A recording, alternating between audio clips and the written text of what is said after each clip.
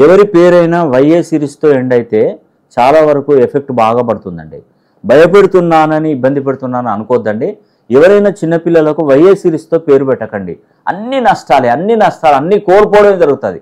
కొన్ని చోట్ల ప్రమాదాలకు గురయ్యే అవకాశాలు ఉంటాయి. అందరికీ ప్రతి ఒక్కరికి జరుగుతాయంటే జరగవచ్చు, జరగకపోవచ్చు.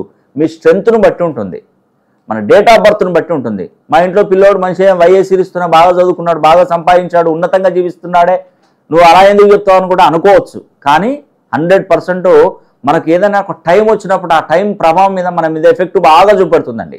ఉదాహరణకి సౌందర్య, ఒక యాక్టర్ సౌందర్య ఉంది. ఆవిడకి ఏం ప్రాబ్లం వచ్చిందండి? ఉండి ఒకేసారి ఆకస్మికంగా ఆమె చాలా ఇబ్బంది పడడం జరిగింది.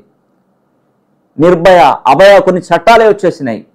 నాగ చైతన్య వైఏ సిరీస్తో ఎండ్ అయిపోయింది. నాగ చైతన్య, ఆద్య అని పెట్టుకుంటారండి. అసలు చిన్న పేర్లు పెట్టుకుంటేనే నాకు భయం వేస్తుందండి. నిజంగా ముద్దుగా మనం పిల్లోళ్ళను మంచి పేర్లు ఆద్య అని చిన్న పేర్లను పెట్టుకుంటాం. వైఏ సిరీస్తో రమ్య, కావ్య, దివ్య, భవ్య, శ్రావ్య ఎందుకండి ఈ పేర్లు పెట్టుకుంటారు? చాలా వరకు ఇబ్బంది పడతారండి. బాగా అనిపిస్తుంది, లైఫ్ అంతా హ్యాపీగా ఎంజాయ్మెంట్గా పోతుంది.